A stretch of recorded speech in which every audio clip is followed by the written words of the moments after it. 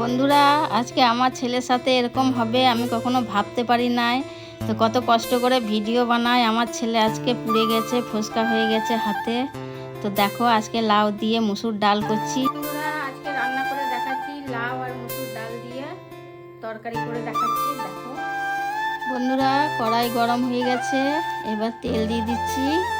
এর মধ্যে দুটো ফোড়ন দেবো, শুকনো লঙ্কা, পাঁচফোড়ন, তেজপাতা দিয়ে এবার লাউ কুচিটা দিয়ে দিতে হবে।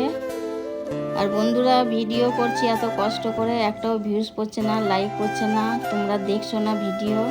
তারপর এই যে মুসুরির ডাল দিয়ে দিলাম, এবার নাড়াচাড়া করে নিতে হবে খানিক। তারপর এবার নুন হলুদ দিয়ে দিতে হবে।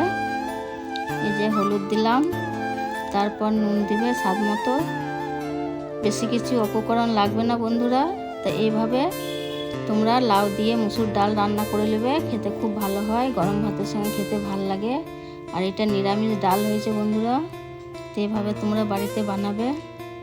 এই ঢাকা দিয়ে দিলাম, এবার সেদ্ধ হয়ে গেল, সেদ্ধ হয়ে গিয়ে লাস্টে খানিক জিরে ফোড়ন দিয়ে ছকে দেবে, বা ডাল কমপ্লিট হয়ে যাবে। দিতে গিয়ে বন্ধুরা গরম তেল উঠে আমার ছোট ছেলের হাতে লেগে গেল, তো হাতটা পুড়ে গেল, তো অনেক বড় ফোসকা হয়ে গেছে ছেলের হাতে। তো বন্ধুরা, এই ভিডিওটা ভালো লাগলে লাইক শেয়ার করো, কমেন্ট করে জানাবে। তবে অনেক কষ্ট করে ভিডিও বানাই, তো লাইক শেয়ার কমেন্ট তো কিছুই হয় না কো।